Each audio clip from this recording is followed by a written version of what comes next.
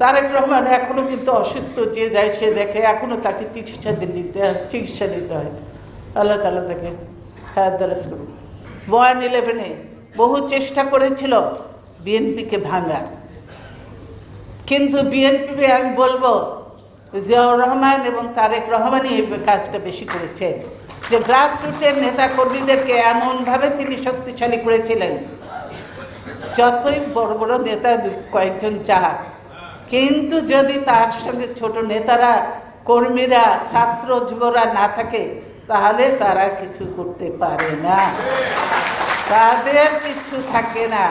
তাদের মন্ত্রী হবার খায়েশ থাকতে পারে, তাদের টাকার লোভ থাকতে পারে, কিন্তু তারা যে তাদের কর্মী বাহিনীকে একজনকেও সাথে নিতে পারে না।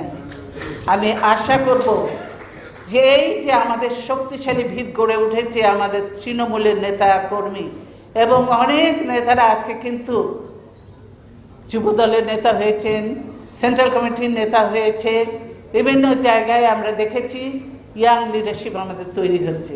আমাদের বয়স হয়ে গেছে, কাজেই এখন ইয়াং লিডারশিপকে আমরা সামনে নিয়ে এসে দেবো, যাতে আগামী দিনে তারা দেশকে নেতৃত্ব দিতে পারে, দেশকে গড়ে তুলতে পারে, দেশের জন্য ভালো কাজ করতে পারে। সেইভাবে তাদেরকে আমরা পথ দেখিয়ে যাব এবং তারা নিশ্চয় পারবে, আমার বিশ্বাস করি। কাজে সেই জন্যই আমি বলছি সবাইকে, আজকে নির্বাহী কমিটির সবাইকে বলছি, সবাই ঐক্যবদ্ধ থাকবেন। বহু সন্ত্রাস হবে, ষড়যন্ত্র হবে, নানা রকমভাবে হয়রানি করবার চেষ্টা করবে, কিন্তু আমরা ভয়ে ভীত নই।